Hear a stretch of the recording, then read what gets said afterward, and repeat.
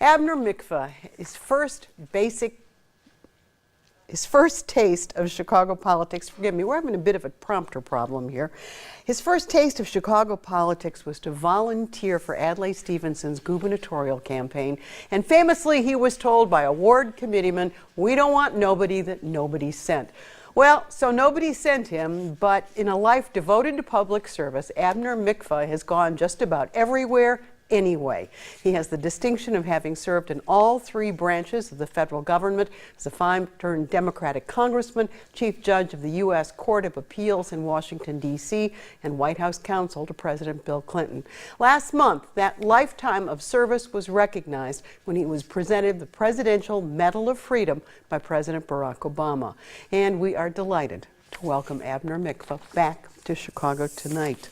Well, congratulations, Judge. Thank you, Carol. It's good to be here. So, put us in the room. Put us in the room in the White House when you're getting this Presidential Medal of Freedom. What do you see and what's happening? Well, it was the most exciting day of my life. I can't imagine anything that could have been better. First of all, I was really impressed by the company I was keeping. Meryl Streep is as beautiful as she looks and even more gracious. And Tom Brokaw, an old friend from his broadcasting days, was there. And Stevie Wonder and Patsy Mink got the award posthumously. She was a classmate of mine at Chicago and a great congressman.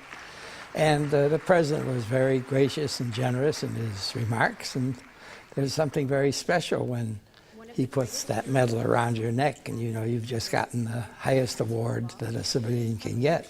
You know, you had a whole career, still have a whole career, of getting huge awards. You just got another one this past weekend. So what is it about this one and the circumstances around this one? This is special. First of all, as I say, it's the highest award a civilian can get. Secondly, even though I've spent a lot of time in the White House as White House counsel and as congressman, there's something very exciting that sends a chill up your spine when you hear the hail to the chief and the president and the first lady walk in.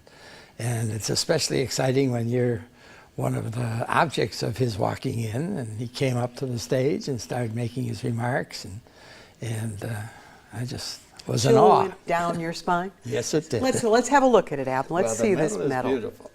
Do you wear it around the house? No, my wife won't let me. I'd love to. Oh, that is beautiful. That is beautiful. And there's a little pin that comes along with it that you can wear in your lapel. I haven't got up the gumption to wear that yet, but I might. But you might. So, you've been in Washington for all those years as a judge, as a congressman, in the White House. What do you think is different about Washington now than in all those years that you were there? Well, there is such a hostility to government. The Congress gets elected by running against Washington, and the people are as down and depressed about government as they've ever been. And it's pretty grim to watch. As a result, everybody goes to Washington to be opposed to government, and so therefore they're opposed to each other. There's fighting between the Republicans and the Democrats, and the Republicans fight among themselves, the Democrats fight among themselves. But didn't they always? I mean, didn't they under Carter? Didn't they under Bush? Didn't they under Nixon? It started, unfortunately, I think, under President Carter. He ran against Washington, and he brought in a group of Georgians who were very nice people, but they knew nothing about Washington. They wouldn't tolerate any insiders. And from there on in, people started running against Washington. And it's been true. In 2008, I think President Obama tried to steer the country in the other way, and while he got elected, the Republicans that got elected at that time as you remember, the minority leader said that his main job was to see that President Obama didn't have a second term. That's hardly the way to start a new administration. But you know, while the Republicans have been charged with obstructionism, people in your own Democratic Party have expressed some dismay about President Obama, talking about him being a little too aloof, a little too much the smartest guy in the room, someone who disdained Washington. Is that a fair rap? I don't know if it's a fair rap or not, but I know that a lot of people, congressmen, are making it. Including your friends, some of them have made it, Yes, yes? some of them. But I think it is a part of style. No one's quite had the style that Franklin Roosevelt had as far as the people are concerned. But he certainly didn't treat Congress with great respect. He treated them as they were the fish that got caught up with his big whale as he got into the presidency. And it's gone up and down since then. Unfortunately, President Obama, who is great on the campaign trail and is a great president in my mind, doesn't have that schmooziness that George H.W. Bush had or that Bill Clinton has. So I want you to take me to the funny thing that happened in the Illinois governor's race. So two liberal lions, Abner Mikva and his old friend Newton Minow, diehard Democrats, depart in this race. Newt writes an op-ed saying in the Tribune that he is supporting Bruce Rauner. You write an op-ed in which you say your old friend Newt is dead wrong. I did. What's the backstory there? Did you two have some testy moments in this old friendship? No, he wrote his piece without talking to me, and I wrote my piece without talking to him.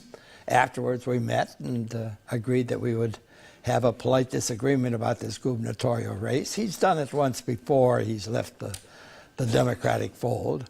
I have a different attitude about my party loyalty. I think part of it is I call myself a yellow dog Democrat, but I have gotten so much out of being a Democrat, not out of the Democratic Party, but out of being a Democrat, that I am uncomfortable ever opposing a Democrat. But in this case, I felt that Pat Quinn was far and away the best candidate. He'd done a good job. We'd had the first honest administration in some time, and I was for his reelection. Obviously, a majority of the people that voted, which was a very small minority, disagreed. So you have had in your long career many mentors, right?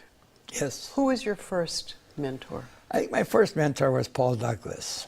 That was the first campaign I got involved in 1948, and I remained one of his enthusiastic supporters all during the time he ran, even though I was very unhappy when he supported the Vietnam War as vigorously as he did, and I think that cost him his election.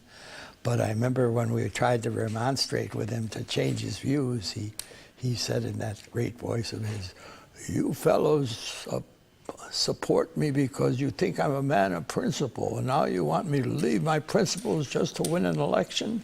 And we shrunk off. And that was the end of that. So there you are, at an early age, mentored, profoundly mentored. Later in your life, you and your wife Zoe create a whole sort of constellation of mentors in what's called the Mikva Challenge, right? By bringing high school students into the political fold. Has it been all that you've wanted it to be? It's been so exciting. It is absolutely the best thing that we ever did, and that to have our name associated with it is the most thrilling thing that could happen. The best thing compared to being in Congress, being a chief judge, Compared to being anything. Let me give just one quick example. On Monday the 24th, when I got that wonderful medal, there was a reception afterward, and this very young woman came up to me and introduced herself and said she was working at the White House. She had been a member of the Mikva Challenge when she was in high school, had gone through college, gone through law school, and now she was working at the White House. The idea that I had anything to do with that just gave me the biggest thrill I could have. So they say, beside every man who achieves great things, there is a woman You bet. achieving great things. You and Zoe have been married how many years? 66 years. And what's her part in this? Well, she's always been a partner plus 1%, a full partner plus 1%. As a matter of fact, the whole idea of the challenge was her idea. We had a dinner when Zoe and I were coming back from Washington, and some of my former staff and my former clerks were there, and they were talking about setting up an intern series or a lecture series. And Zoe jumped in and she said, "That's not what we want to be remembered by. We want to be remembered about getting people involved in politics and in government, just the way we got caught up at a young age. So she overruled the judge? She overruled the judge and all the rest of us, and I couldn't be happier. And she was right. You have 3 daughters. I have 3 wonderful daughters. A lawyer, a judge, and a rabbi. It almost Right. sounds like the beginning of a joke, doesn't it?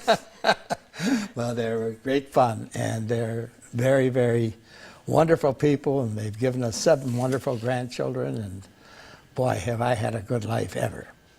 Will you tell us who the kosher Nostra was? Because I'd like you go back. There's so many stories about you. We couldn't even put them all together. Who is the kosher Well, Nostra? the Kosher Nostra was a little group of us. It started in 1956, 57 when we were first elected to the legislature. It was Tony Scariano and me and Bob Marks, who was a Democrat from Evanston, and Paul Simon. And Bob Marks and I were the Jewish part of it, the kosher part. Tony was the Nostra part of it, and when he told me we'll call ourselves the Kosher Nostra, I said, you know, Tony, Paul Simon isn't Jewish, even though people think he is. And Scariano said, that's all right, he votes Jewish. And that was the way the Kosher Nostra came into effect. But you were really a cabal in favor of reform, in upsetting a lot of traditional apple carts, right? We did, and we had a lot of fun, and we had a lot of success. It was at a time when we had cumulative voting, and so that little group of us, combined with some other independents from downstate and independent Republicans from Chicago, were able to sometimes make the difference. And we got through a lot of reforms that I'm very proud of, Go ahead. including a record of what's said on the floor in Springfield, and the Springfield intern program, which continues to work. Do you have any regrets? I mean, one of the things you never got to be was a Supreme Court justice, partially because you were judged too liberal at the time. I was too liberal, too white, and too male. And any sorrow about that? No, not really. I've had such a full career and such a full life, and it continued even after we left Washington, and I taught at the University of Chicago and did arbitrating and mediating, so I have no regrets. And at 88, you're not done, are you? Not yet. Abner Mikva, it's just always an honor to have you here, and congratulations Thank on your you. Presidential Medal of Freedom. Thank you very much, Carol.